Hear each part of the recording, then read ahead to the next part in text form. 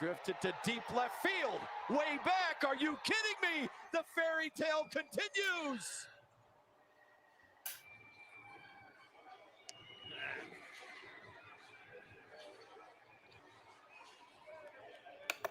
Yabba dabba Baddoo. You can see the parents in attendance. The grand salami. Akil Baddoo, one of the great feel-good stories early in this season in all of Major League Baseball as he stayed hot for the Tigers, who just ended up sweeping the Astros before they lost last night to the Oakland A's. And let's bring in, he's wearing his Tigers shirt. I love it. The great Lon Lutz. Of course, he has a silly Dolphins jersey, and the Magic jersey I can't give you crap on. That's beautiful. Hall of Famers behind me. Hall of Famers. That's how we roll.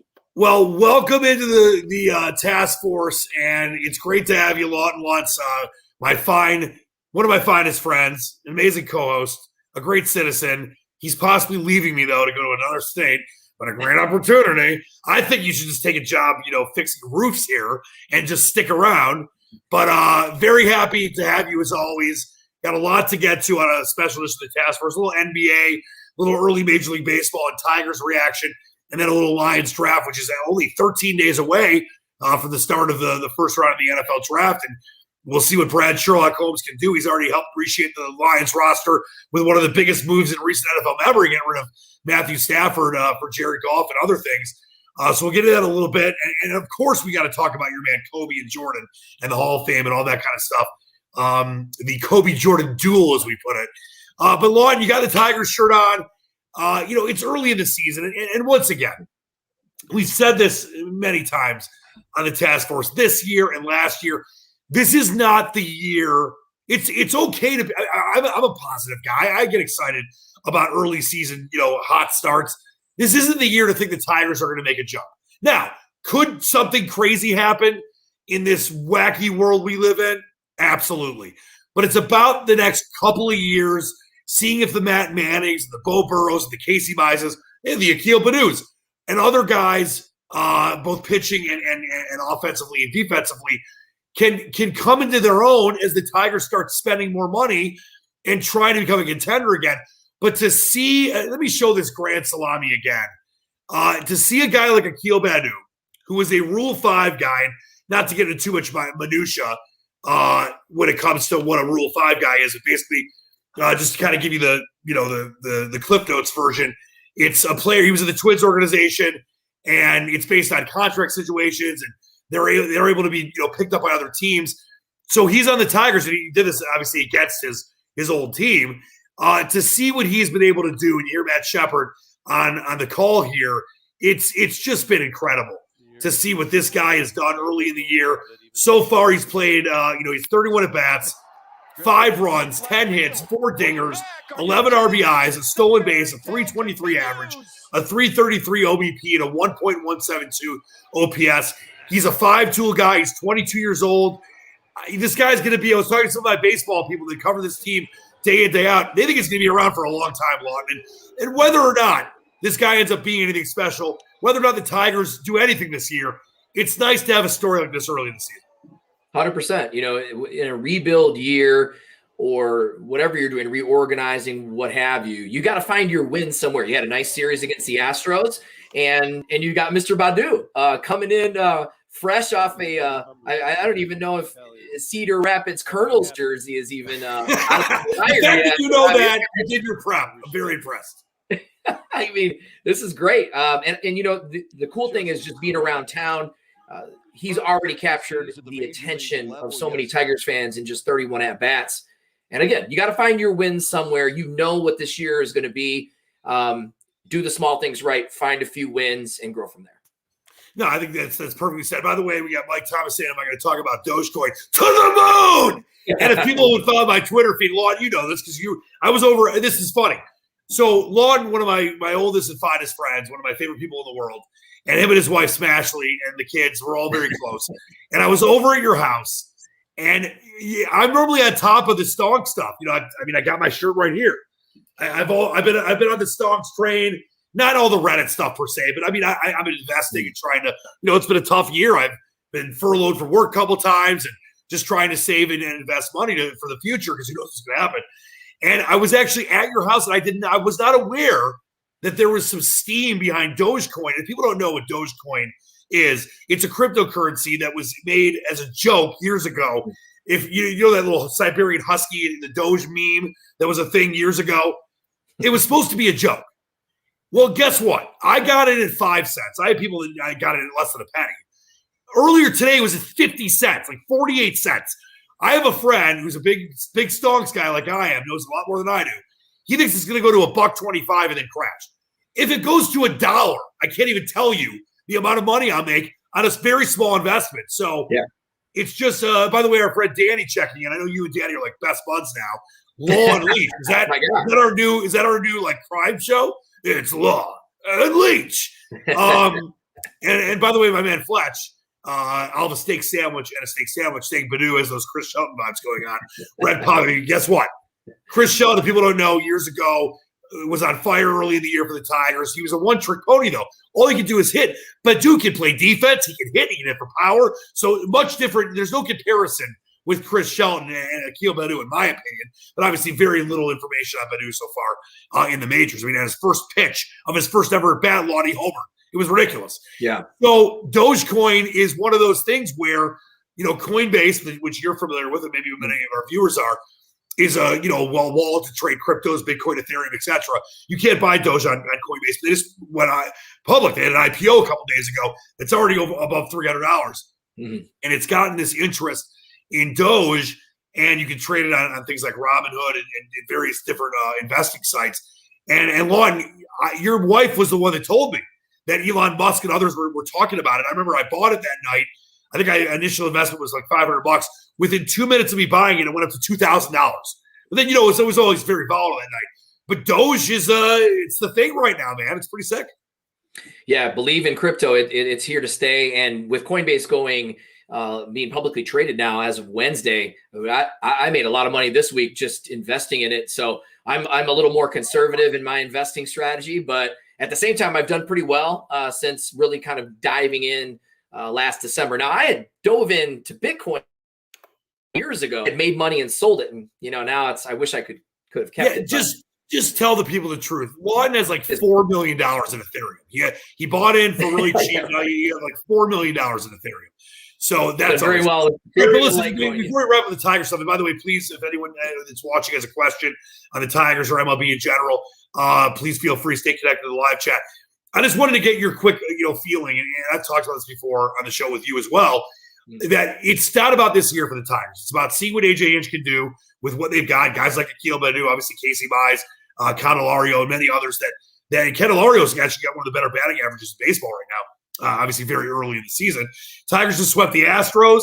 I know the Astros had a lot of players out in that last game. I know they got rocked last night by the A's, but I still think you could see a series split coming up over these next few days. You're rain on them out later tonight in Oakland, a little late night baseball for the Tigers. But for me, Lawton, it's been fun to watch baseball again in a regular situation where obviously last year's season started pretty late. Tigers have been fun. And before they started this series with the A's, they had more wins than the A's. A's are notorious slow starters, but still, the Tigers are right around 500. But I think that they're going to be better than many people thought they were going to be. When the futures odds came out, getting ready for this season, they were one of the 2 or 3, highest odds to win the World Series. We know they're not going to the playoffs. Well, I mean, to never say never. But I think they're going to be better than people thought they were going to be this year, meaning they could be around 500 at the end of the season. They could win some series against teams like the Yankees or the White Sox and teams they shouldn't. And that's really all you want. You want to grow. You want to keep getting better, see what your young players can do, and then become a contender over the next couple of years. This was always going to be a 5-6 year rebuild, and it's worth it. If you can rebuild yourself and be successful and play at a high level for like the decade the Tigers did before they went into the rebuild, that's what it's all about, Lon. Yeah, and so far, every team's pretty much 500 in this division. So at this point, anything can happen. And again, just do the small things right, find some wins. And obviously you're going to go through the process of the season. You're going to have injuries. You're going to have all these different things that are going to happen. But I like what I've seen so far and like I said, I had low expectations. So, hey, under promise, over deliver. That's just even an old sales strategy, right? I didn't even know you had a Tiger shirt. So I'm already very, very, very excited. So we'll see what goes on with these kids, these young cats. And I will tell you this, and I'm a very positive guy. I believe in second chances. I think the Astros scandal was horrid. I know that A.J. Hinch was obviously a part of that. He was very, very, very contrite, and I think definitely felt very bad about what happened. He deserved a second chance. I think the Tigers got very lucky, Lawton, to get a guy that had won a World Series, whether by cheating or not, but is a very well-respected manager with the Astros for a long time, helped them rebuild the way that the Tigers need to go through that, where they were, selling a lot of their pieces, drafting a lot of young players, and hoping that they hit.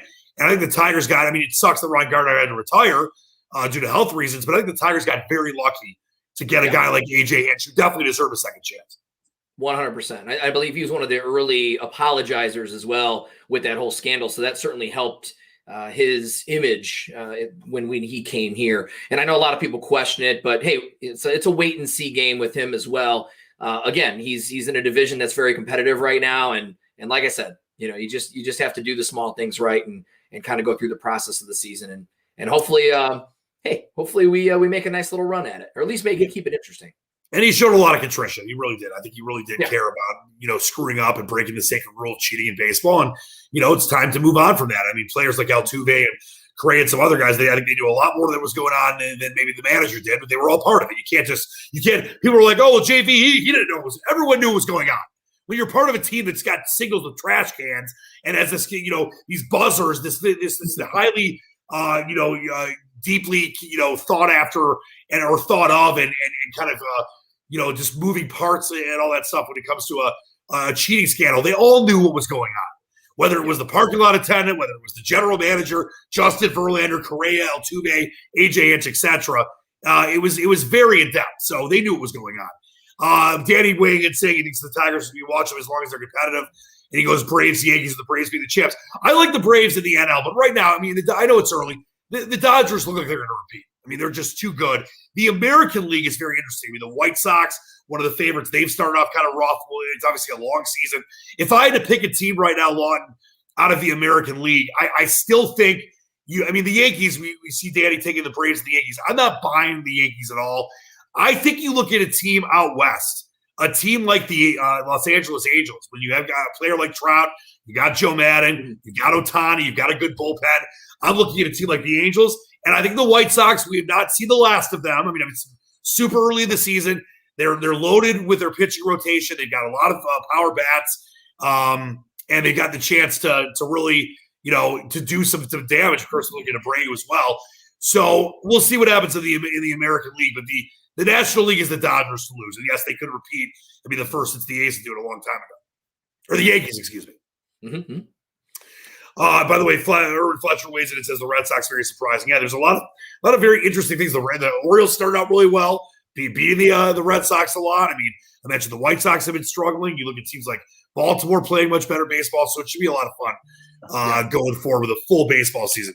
All right, Lawton, I want to get into your hero, Kobe Bryant, in just 1 second. But let's hear a fine word from our great friends at Screwball. Screwball Peanut Butter Whiskey. A refreshingly unique taste on the world's most classic spirit. It goes down smooth with a perfectly blended finish. Anything but ordinary, and always lives up to the name. Sure, it sips a little different, and that's just who we are. Peanut butter. Screwball Whiskey, the original peanut butter whiskey. And I might not be drinking anymore, but I know this is a perfect time of year, Lawton, to get a little Screwball action. It's getting warmer out there. I know that you, for your birthday, you went to Grand Rapids, your former home, and I know that you had a bunch of Screwball and really enjoyed it.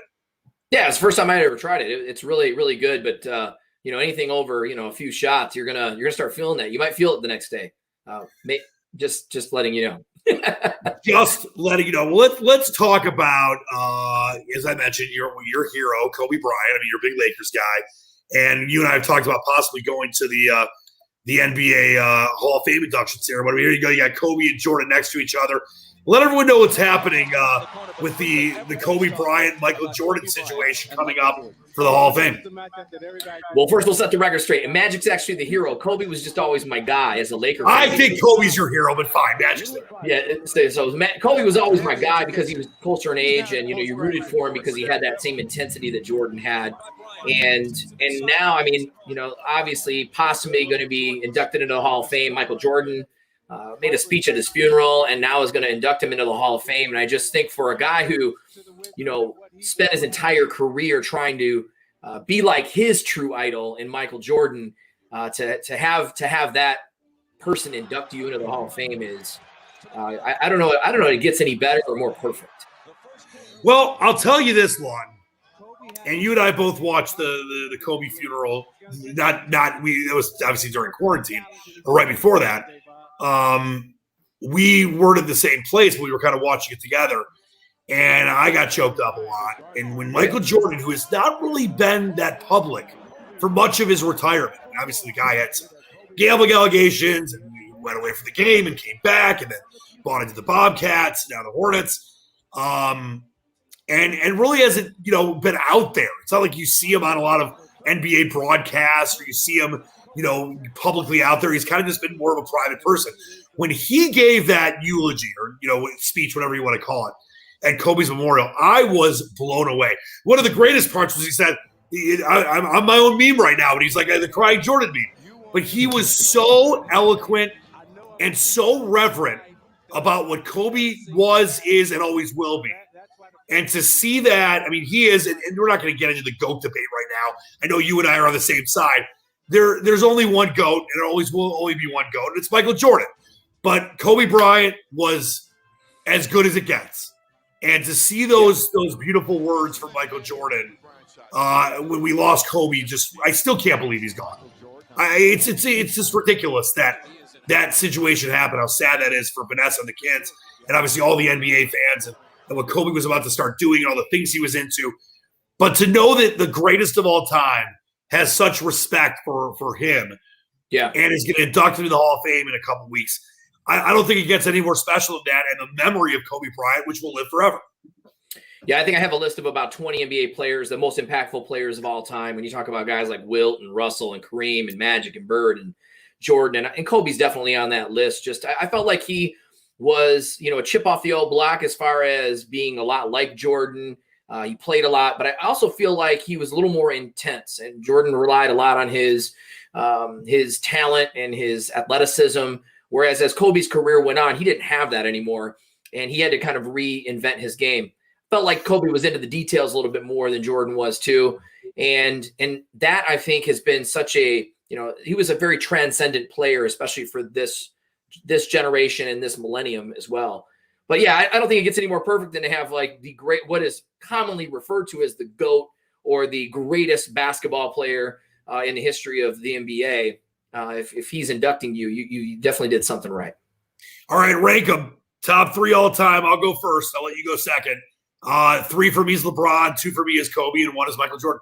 And in all due respect to the LeBron people out there, LeBron is, as far as athleticism and size and scope and what he's meant, like the way kind of Jordan brought the game globally with Be Like Mike and all the stuff that he did for Gatorade and Nike. I mean, he's been a huge part. He's in Space Jam 2, which I'm very excited about, by the way. There's towering figures, both LeBron and Jordan. But to me, when you look at what Kobe did, going back to when the Lakers sucked, and he still was not scared to take shots when he was an 18, 19-year-old kid. I mean, I'm not just talking about the more championships and the better record in finals. I know LeBron went to was it 10 straight NBA finals, something like that? I get all that. But I think that Kobe Bryant was the better overall NBA player as of now. Now, maybe that changes. LeBron wins 2-3 more titles. That could be different. But for me, it is Michael Jordan number 1. And I know that you can never say never.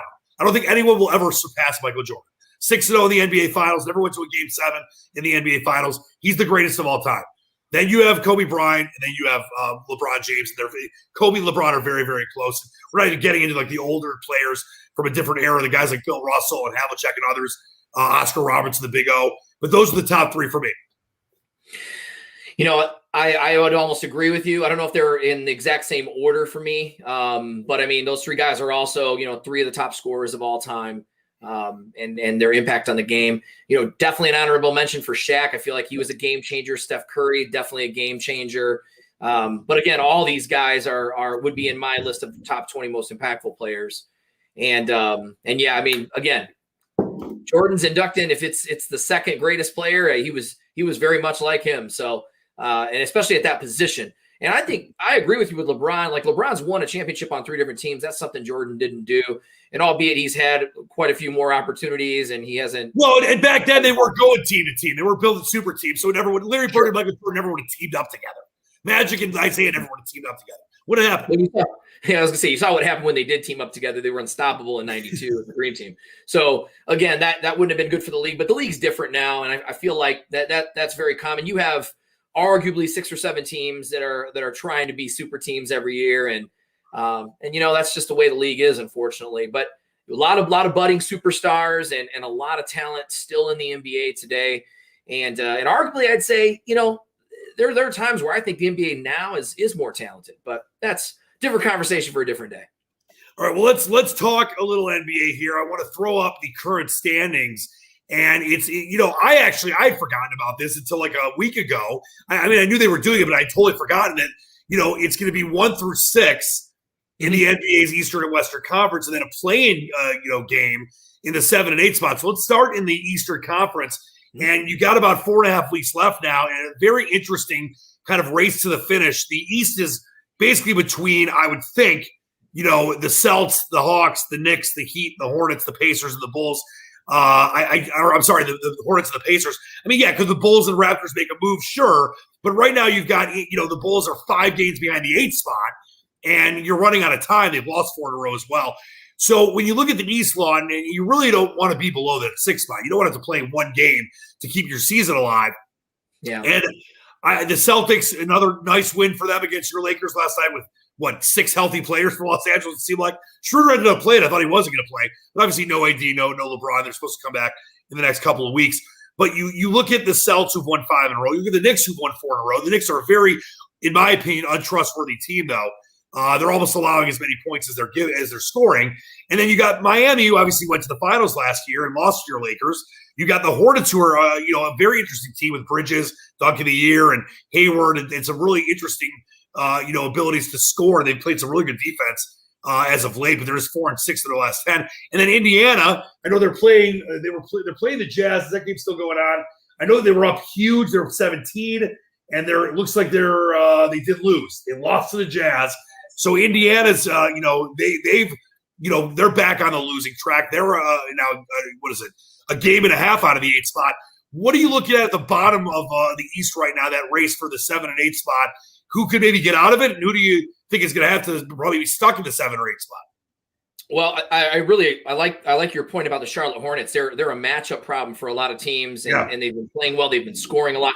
So I kind of like at that bottom end. I think the Hornets are a team that I probably wouldn't want to play if I'm, the Heat or the Pacers or the Bulls. But honestly, after the Celtics, man, the fall off is pretty large. Even maybe after the Hawks, I would say that the Celtics will probably end up being in that 4th spot if they can wedge. But I'm going to stick with my guns, man. 76ers make me nervous as a Laker fan. The Brooklyn Nets just seem to have so much going on all of the time. And I just don't know. I can't really picture them putting it all together. Yes, offensively, they have a lot of firepower. They have a great team, especially when Harden's rocking the point. I feel like they're great. But at the same time, they just, you watched the game against the Lakers the other night. It was just, Lakers don't have, 5 of their stars and they're beating the brakes off them. It's just the NBA has been a really weird league this year as far as from game to game. And I think that, but I'm sticking with my guns. 76ers coming out the East. Yeah, and I look at the East right there, and I picked Brooklyn and the Clippers before the season. I'm not going to switch now. I think the Clippers are playing much better basketball. I'll get to the West in a minute. But I'm with you on the Sixers. They're a complete team, and Doc Rivers doing a great job coaching them. You're right about the Nets seemingly every day having some other kind of issue going on. But when they're healthy with Durant and Irving and Harden, they're ridiculous. Yeah. Now they got the Blake Squatch, Blake Griffin. And you look at the bottom, the Knicks are a team that could be very interesting. I just don't trust them. But if they get out of the 7 or 8 spot, they could win a series and maybe make it tough for one of those top seeds. I think you look right now, I think the teams that are in that top, 6, 7, 8 spot are going to be the ones there. Indiana could make a move. Obviously, they gave the Jazz trouble earlier today before losing, but they've just been too inconsistent to me. I think the Hornets, Heat, and Knicks are all going to make it, and I think the Knicks will stay above that 7 line. So that's where I'm at in the East. By the way, I wanted to throw this up. Well, actually, we'll do this in a second. Let's go to the West first, Lawton. Sure. And, we got your Lakers that are sitting right there in the 5 spot. The Jazz with that win today, now 42-14. The Suns right there. They're playing great basketball. I mentioned my Clippers. The Clip joined, who I picked in the preseason. I'm not going to switch with them now. I love the way that they can, at times play defense in the Western Conference. They're allowing almost Western Conference best, 108 points a game. The Lakers, the only team better, along with the Jazz and Suns, just by a skosh, by 0.7 points per game. The Blazers, the Mavs, and the Grizzlies right there in the 6, 7, and 8 spot, and separated by about 3.5 games. And then you look at the Warriors, who are only a half out of the 8 spot. The Spurs, a game out of the 8 spot, and the Pels, 3 games out of the 8 spot. When you look at the West, and I think of those teams towards the bottom that want to be in that play-in situation, you would think the Mavericks with Luka and Kristaps Porzingis, I know there's been some injuries with them throughout the year, you think they wouldn't be worrying about being in the 7 or 8 spot, but they have to because they've been wildly inconsistent. I think you're for sure obviously going to have the Jazz, the Suns, the Clippers, the Nuggets, and most likely when AD and LeBron come back, your Lakers all in the top 5 or not, below the 6th spot. But I think the Warriors still have something to say. The Spurs somehow seem to find a way with the retirement of Aldridge. And either the Pelicans with Zion Williamson. I think that is the more interesting race for the 7-8 spot or getting to the 6th or above when it comes to the Western Conference. Yeah, the Pels in that bottom, 7, 8, 9, 10.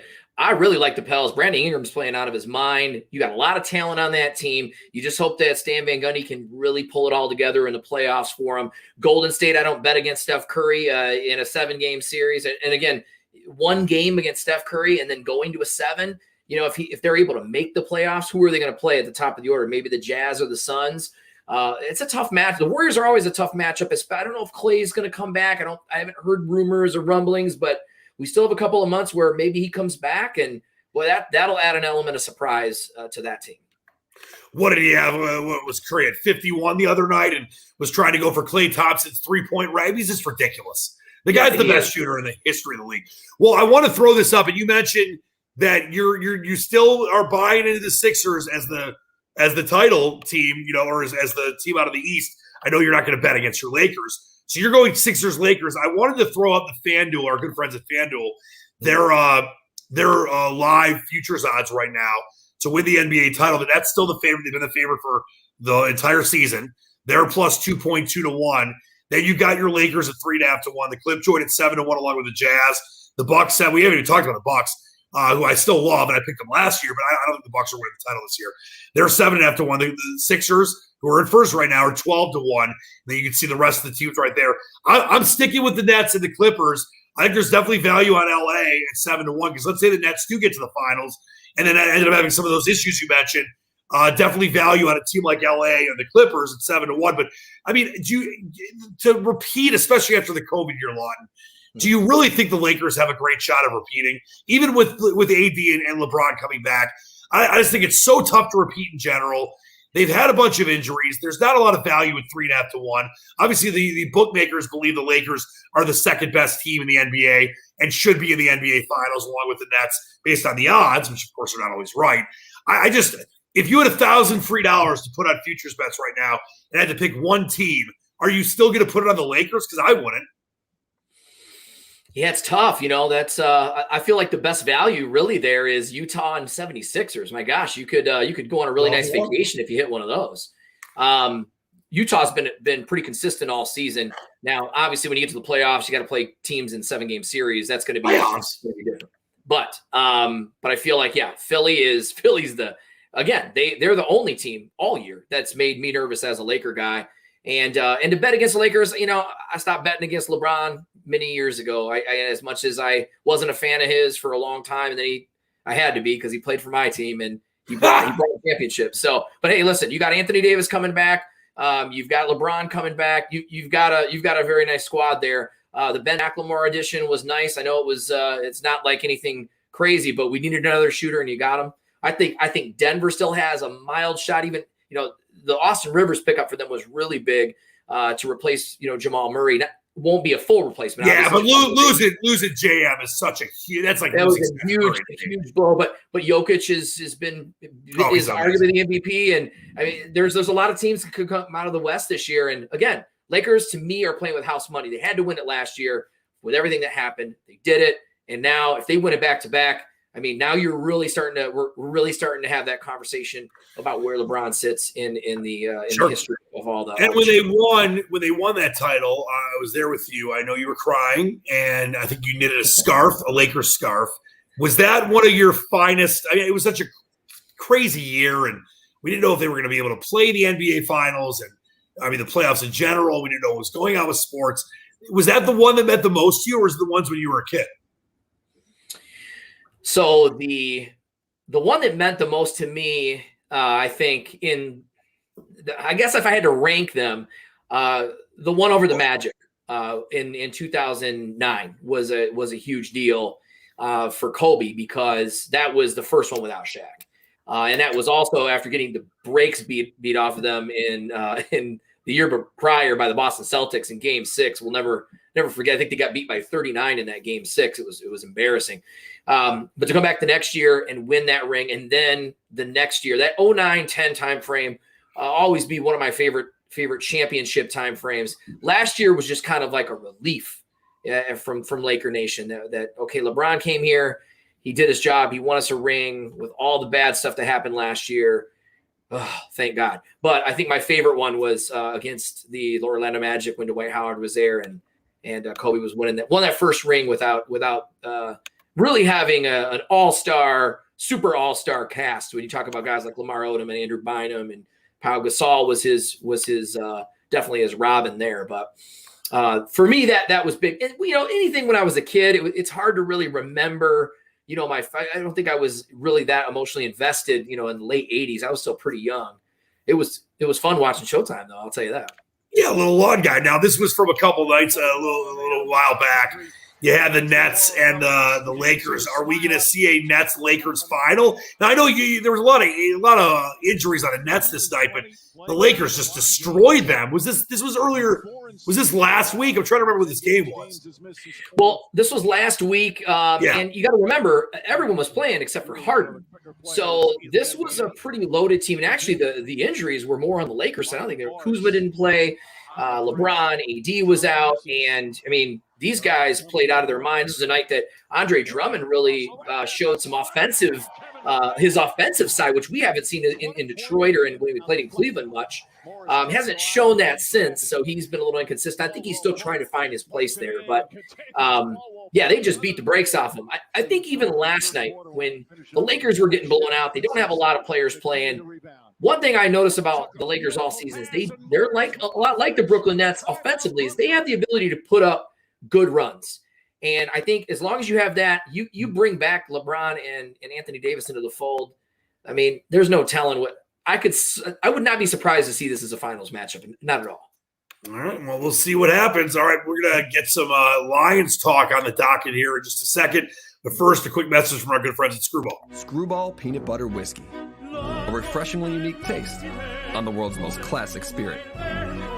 Anything but ordinary, and always lives up to the name. Screwball Whiskey, the original peanut butter whiskey. All right, Lon, before we get out of here, we still have a couple weeks, 13 days to be exact. Actually, in 2 weeks from tonight will be the second round, but the first round on Thursday. I know you're super fired up about your fins. They're going to, I think, trade all their picks. and draft a punter in the second round. No. But let's talk about the Lions at number 7. I want to throw up the CBSSports.com mock draft. There's a lot of great mock drafts. Walter Football, and I know that ESPN's got McShay and Kuiper do a great job too. But I really like the guys at CBS, and this is where they're at right now for Brad Sherlock Holmes and Dan Campbell's squad. Right now they've got the Lions. This is Ryan Wilson, who does a really good job taking the junior wide receiver out of, because obviously the Lions wide receiver core is decimated, even though Galladay you leaving and not re-signing Marvin Jones. Junior, you got Jamar Chase, who's sick. If they stay there at 7, you've got Chris Trapasso having the Lions taking Jalen Waddle. A lot of people think is the best value pick as far as a wide receiver goes, and I know that Josh Edwards has that as well.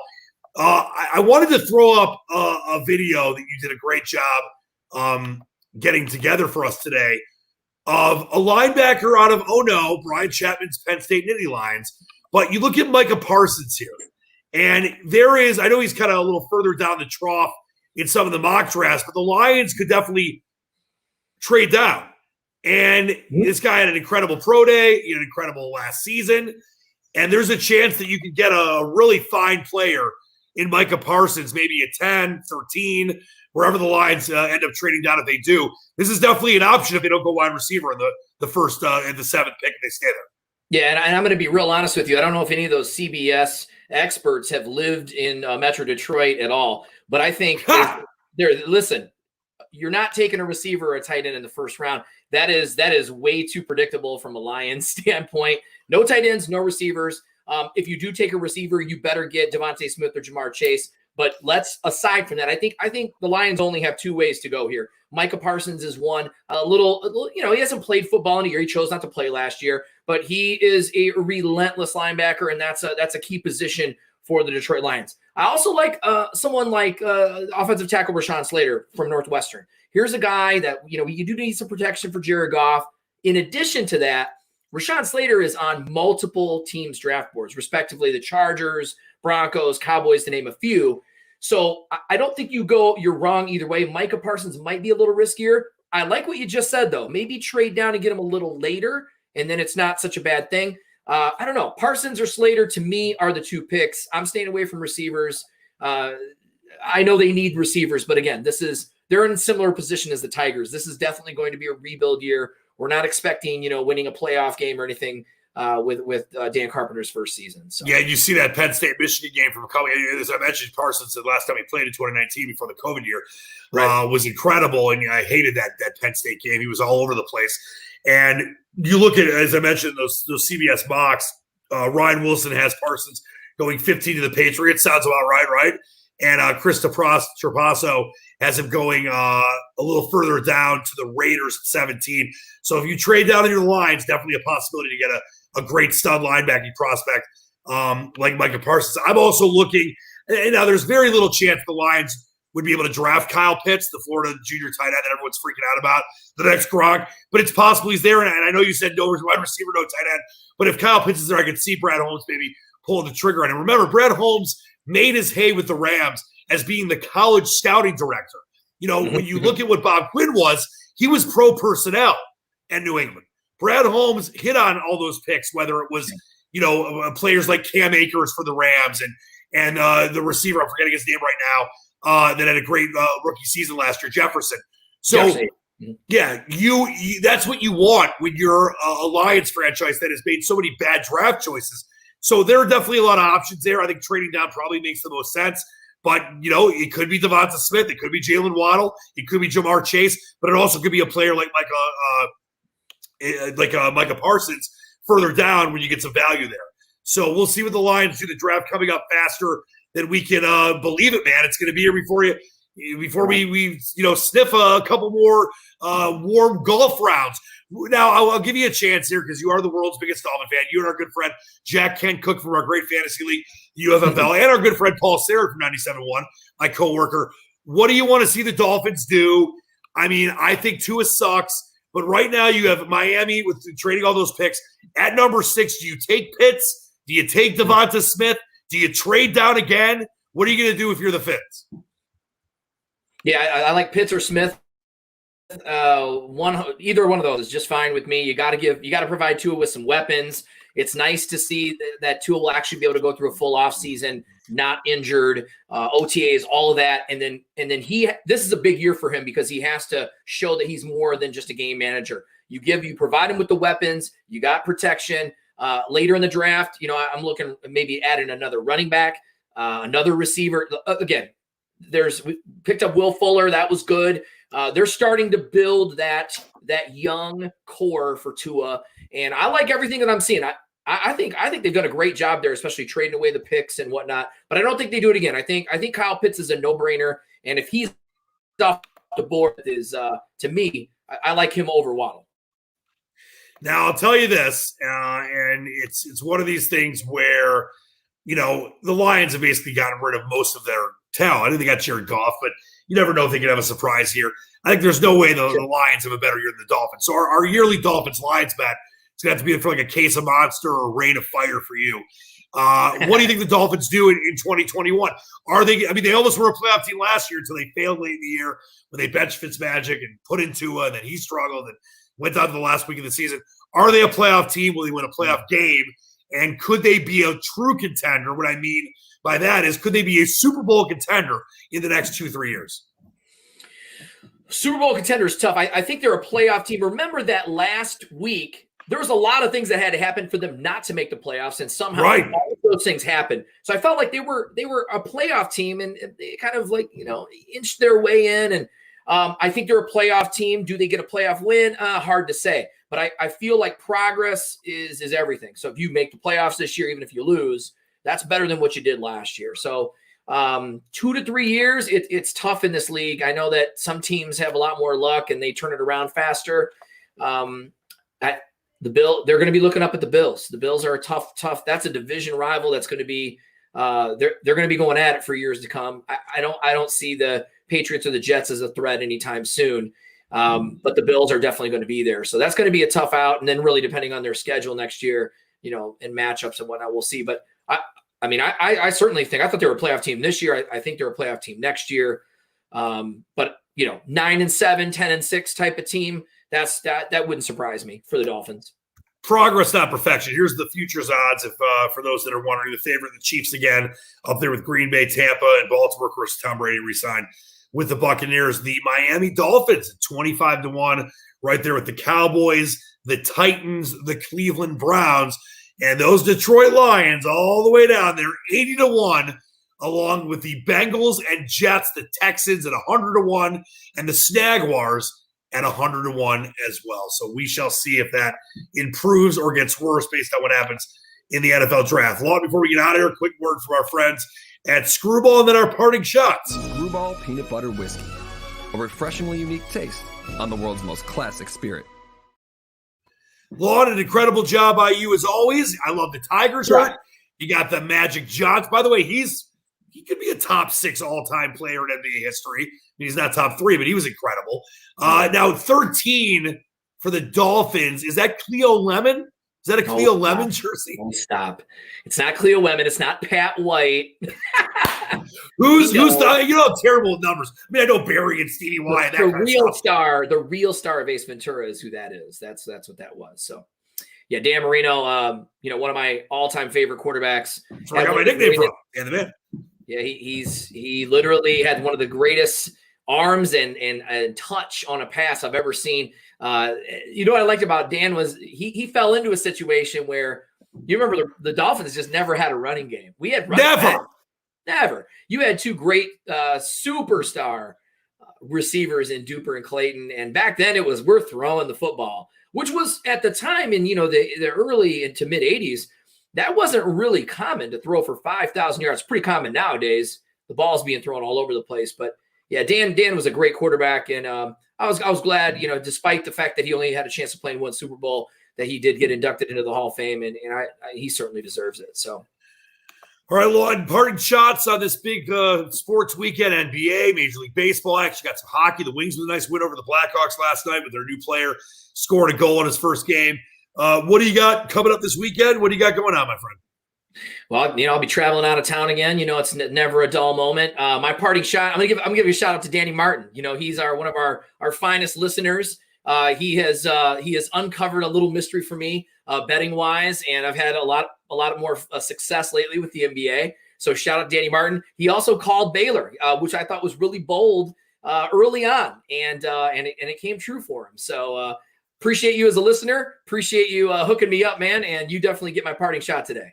He's got a great name. By the way, Jacob Verano was the Wings doing that Mantha trade, which we didn't really touch on, but that was a great move by Stevie Y. I love Anthony Mantha, but it's all about getting those picks moving forward. Richard Panik, the other player in that trade, coming back for the Red Wings.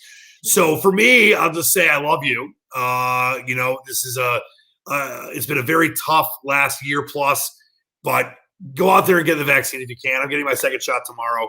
I was completely fine after my first. It's the way we're going to get out of this. The numbers in Michigan, where we're at Lawton, are terrible, the worst in the country. So please be safe out there. Shout out to my stepmom. Happy birthday. I'll just say she's 35. So happy birthday to Leslie. And, just be kind to each other. Wear a mask. Spread love, not hate.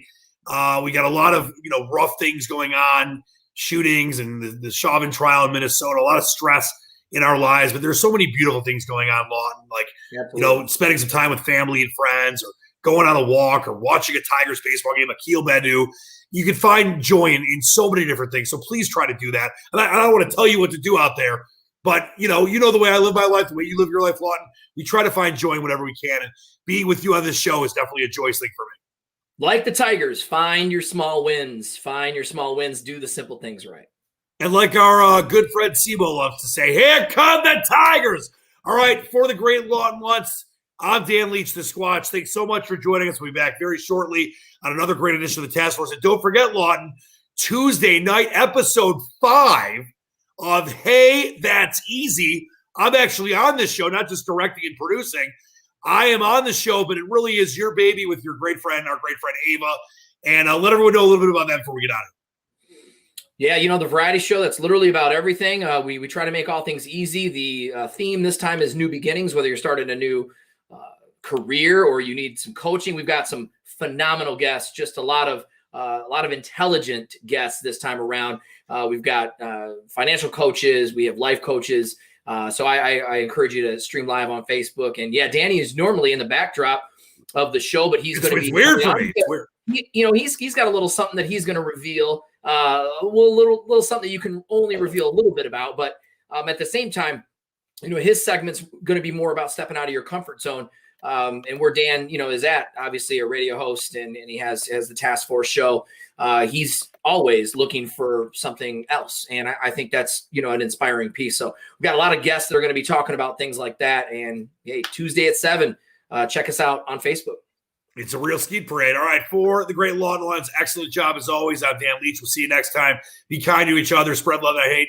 And until we see you on the Task Force again, believe in the dream. Peace. Thanks, Danny. Love you, Danny Martin.